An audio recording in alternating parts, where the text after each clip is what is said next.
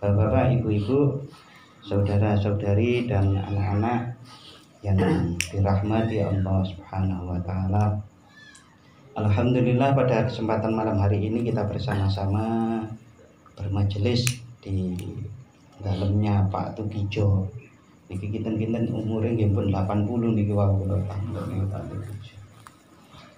Pun putra putri putu kata sangat niku alhamdulillah rahmat Allah Subhanahu wa taala mugi-mugi tetap terlibatkan kepada keluarga Bapak Tukijo pada kesempatan malam hari ini, terutama keluarga Bapak Agus Riyanto Suryanto ingkang menghitankan anaknya sinten Rizky Ardianto, Rizky Ardianto.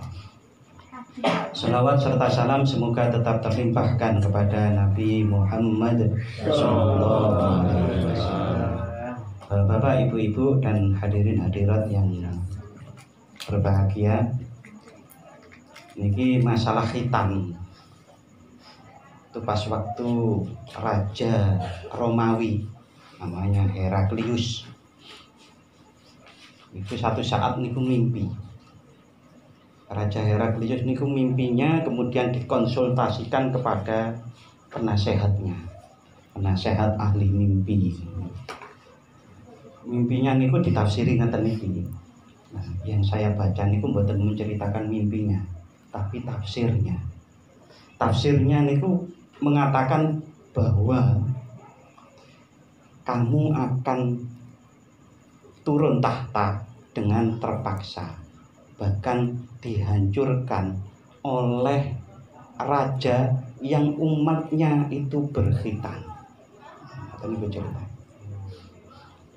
Nah, akhirnya jenengi rojong ya, panggil semua pembantu-pembantunya. Lalu kemudian ditanyakan, sekarang di rakyat kita ini yang berkhitan itu siapa? Kan digalai terus. Nanti niku akan kalah dengan orang-orang yang berkhitan. Oh enten, sing khitan niku teng negara kita niku, di negara kita itu adalah orang-orang Yahudi. Jadi orang Yahudi niku khitan asli nih Pak. Asli. Pirangan sakniki. Ya. Nah, akhirnya diduelei. Nah, saat itu orang-orang Yahudi termasuk anak-anaknya niku dibunuh karena khawatir itu akan meruntuhkan kerajaan itu. Niku seperti ceritanya sinten Pak? Nabi Musa. Nabi Musa niku ngoten niku. Nabi Musa, Fir'aun itu mimpinya itu nanti akan dibawa, akan kerajaan itu runtuh, kalah oleh anak dari Bani Israel. Semua Bani Israel dibunuh. Itu cerita Nabi Musa alaihissalam. Nah, kembali kepada cerita Raja Heraklius. Akhirnya semua dibunuhi sampai ada utusan dari Basra. Basra saat ini pun tinggi. Iran atau Irak? Irak. Nah, itu datang ke situ loh. Ini enten apa? Kebetulan dia niku utusan ya, utusan dari kerajaan Basra. Ketemu rajanya. Nah, ngobrol-ngobrol, nah kok ngoten niku. Tenggen kula niku lho. Cedhak kula niku teng Arab, teng Mekah. Sakniki enten. Ngaku dadi nabi. Niku unine ngoten niku, ngaku dadi nabi. Nah, kabeh niku dipun perintah khitan. Wah, kaget niku Raja Heraklius. Berarti aku mateni wong Yahudi ora ana gunane. Ketoke sing akan menghancurkan kita itu adalah orang di bawah pimpinan Nabi Muhammad SAW, dan itu terjadi. Akhirnya mimpi raja itu ternyata terjadinya akhirnya seperti itu. Tidak hanya Romawi, bahkan Persia juga kemudian dikalahkan oleh Islam, oleh orang-orang Muslim. Bapak-bapak, ibu-ibu dan hadirin hadirat yang saya hormati, khitan itu dalam sejarah para nabi itu dilaksanakan pertama kali dilaksanakan oleh Nabi Ibrahim alaihissalam. Nah, niku wau hitane Nabi Ibrahim itu diriwayatkan umuripun 80 tahun ya. 80 tahun niku baru Nabi Ibrahim dikhitan, khitannya pakai kapak. Niku enten hadise nggih. Hadise niku cedhak. Napa kok dulu niku ngangge kapak? Lah nek sakniki laser, dulu laser boten enten. Lah rezeki tadi kemarin pakai laser apa pakai pisau? Pakai gunting. Bapak-bapak, ibu-ibu, bahwa khitan itu selain ini pentingnya niki syariat Islam, aturan agama Islam itu pasti 100% pasti membawa kemaslahatan, kebaikan buat manusia. Itu pasti.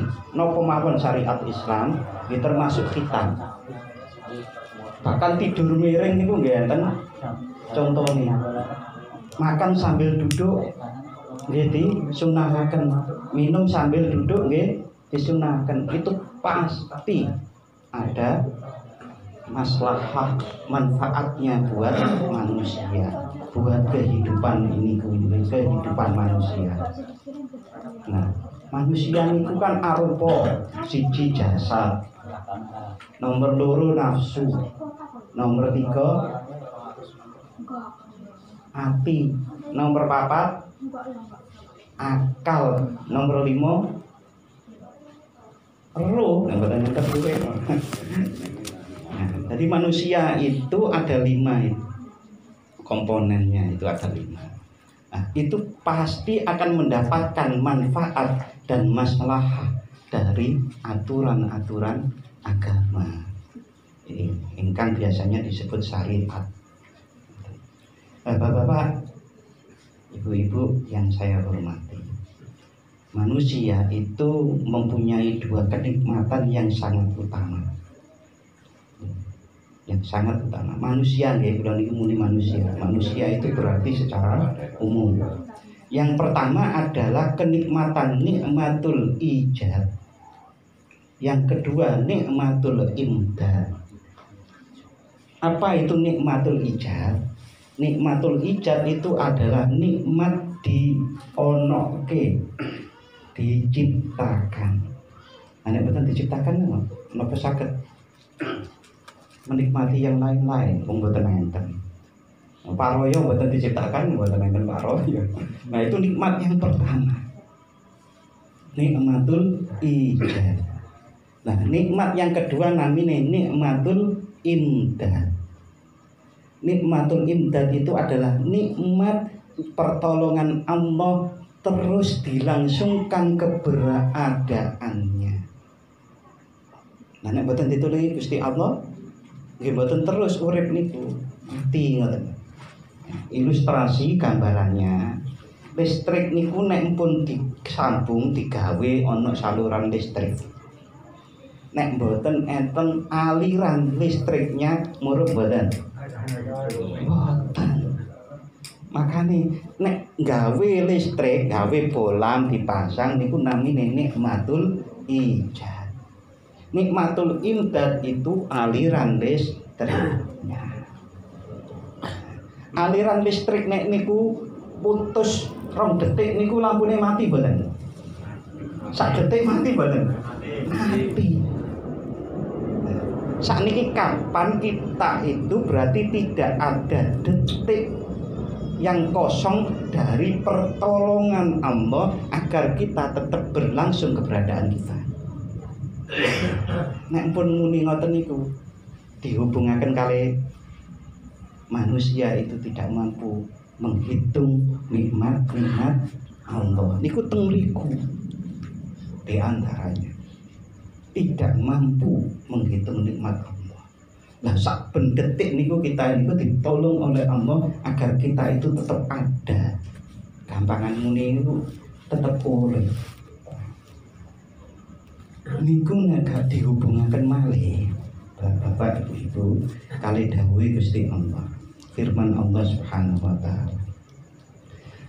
alladzina yadhkurunallaha qiyaman wa qu'udan wa 'ala junubihim.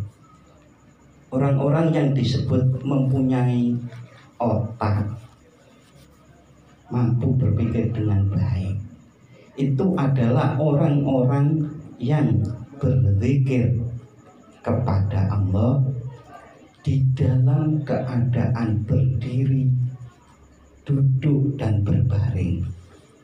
Saiki enten wong sing boten duduk, boten berbaring, boten berdiri. Boten enten. Niku kategori ini nggih tiga niku.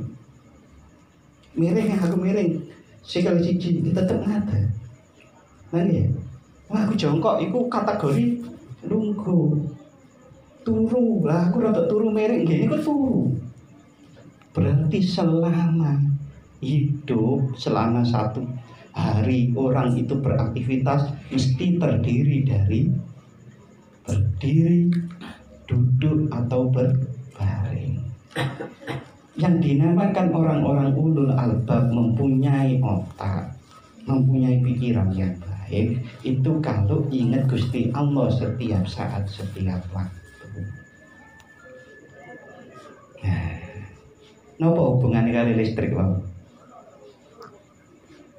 Itu aliran listrik, seperti aliran listrik yang menghidupkan raga, jiwa, hati, otak dan ruh kita. Itu alirannya adalah zikir kepada Allah Subhanahu wa ta'ala. Nek boten-boten iku putus, berarti mati. Ya tapi urip Bapak aku gak zikir. Nggih, tapi jenenge mati atine. Seorang ulama yang sangat berpengaruh itu dawuh ngeten iki. Bedane wong zikir karo ora iku kaya wong urip karo wong mati. Nah, ini kok aliran listrik niku zikir. Sadar napa? Zikir niku adalah sadar bahwa kita niku kawula. Setiap detik kesadaran kita itu kawulane Gusti Allah. Khitan itu adalah salah satu bentuk kita mengakui kehambaan kita di hadapan Allah. Bentuknya ngelakoni khitan. Ngelakoni sholat niku adalah bentuk kehambaan kita di depan Allah. Nah nek enten wong sholat tapi kok atine nantang Gusti Allah enten mboten. Seumpama enten berarti itu bukan sejatinya aliran listrik tadi berupa zikir, kesadaran akan kehambaan kita. Ngoten niku Bapak Ibu-ibu, bahwa aliran listrik itu harus dijaga agar raga kita niku tetap berlangsung sesuai dengan kehendak Allah. Nafas kita, jiwa kita juga begitu, hati kita juga begitu, akal kita juga begitu, ruh kita juga begitu.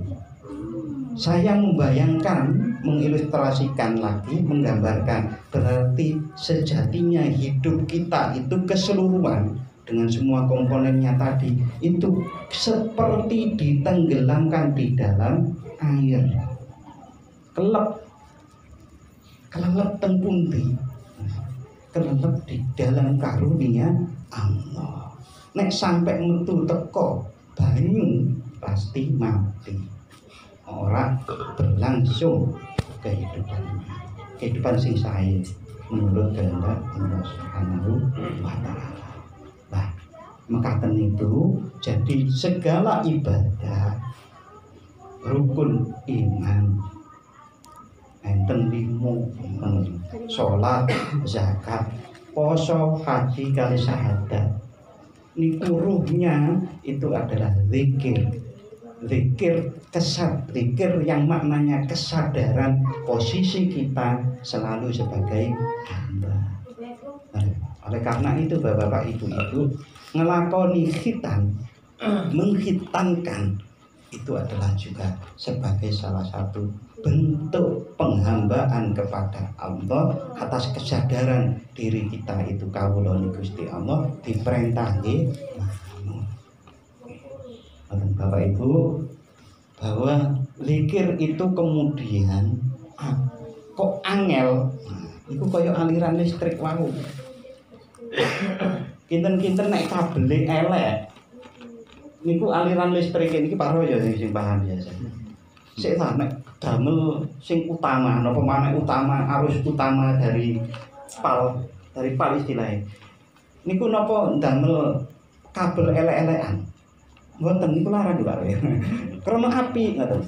Bahkan yang kabelnya itu yang di atas itu yang utama itu sebisa mungkin sing sae. Pengalaman kula ngoten niku.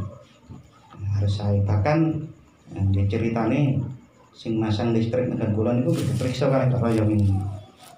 Oh, nek elek tak komplain ya sing masang. Karena aliran listrik niku sangat penting saniki napa malih saniki. Ya.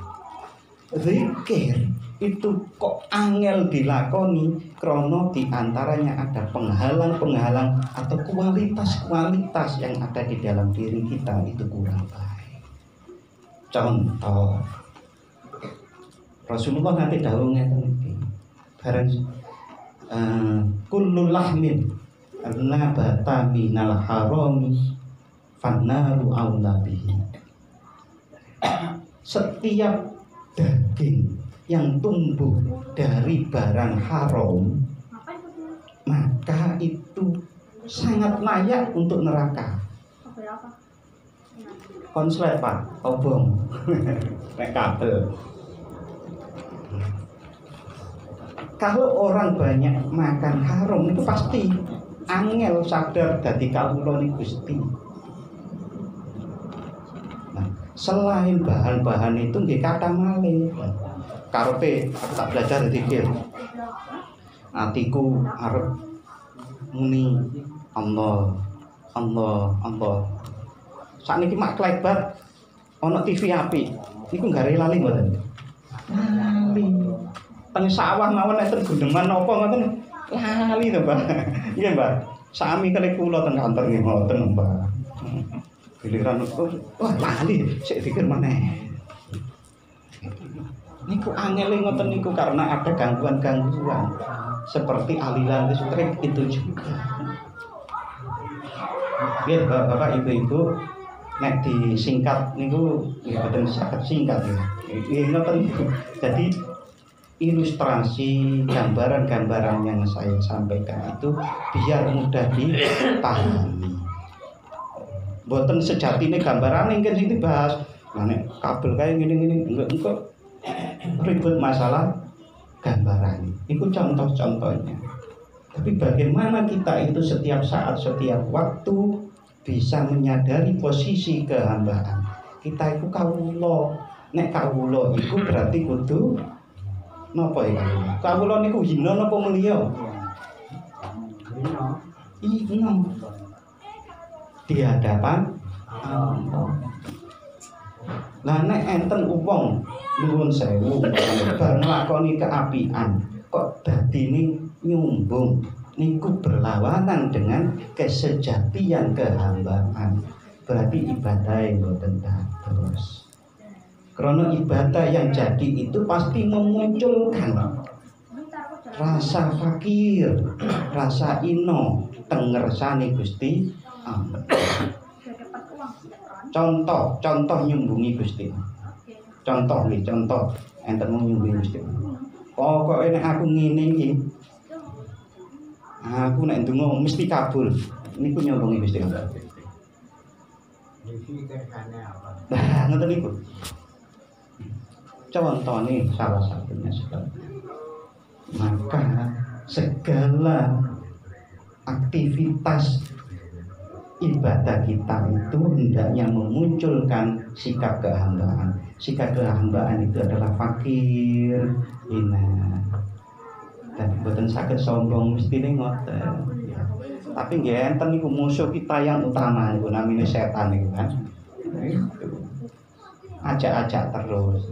Maka kalau sadar terus, maka itu nanti insyaallah saged jejeg niku bahasa lainnya istiqomah. Nah, nek jejeg istiqomah niku istiqomah napa? Istiqomah niku wau istiqomah Rabbunallah summastaqamu tatanazzalu alaihimul malaikah. Wong nek wis iso jejeg istiqomah Rabbunallah mengakui kehambaannya dan hanya Allah satu-satunya Tuhan, mongko akan turun tatanazzalu alaihimul malaikah. Yang malaikat akan turun, diperintah Allah turun kepada orang itu lalu membisikkan la takhafu wa la tahzanu. Ora usah wedi, ora usah sedih. Ingat janji Allah pasti akan terpenuhi. Nggih, dalu niki cekap semanten nggih, Bapak. Mudah-mudahan bermanfaat dan mari kita doakan bersama-sama adik atau anak Rizky Ardianto itu tumbuh menjadi pribadi yang saleh.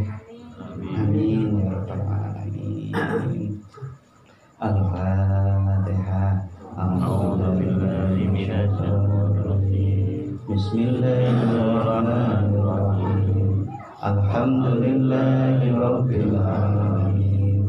Ar-Rahmanirrahim. Maliki yaumiddin. Iyyaka na'budu wa iyyaka nasta'in. Ihdinas siratal mustaqim. Siratal ladzina an'amta 'alaihim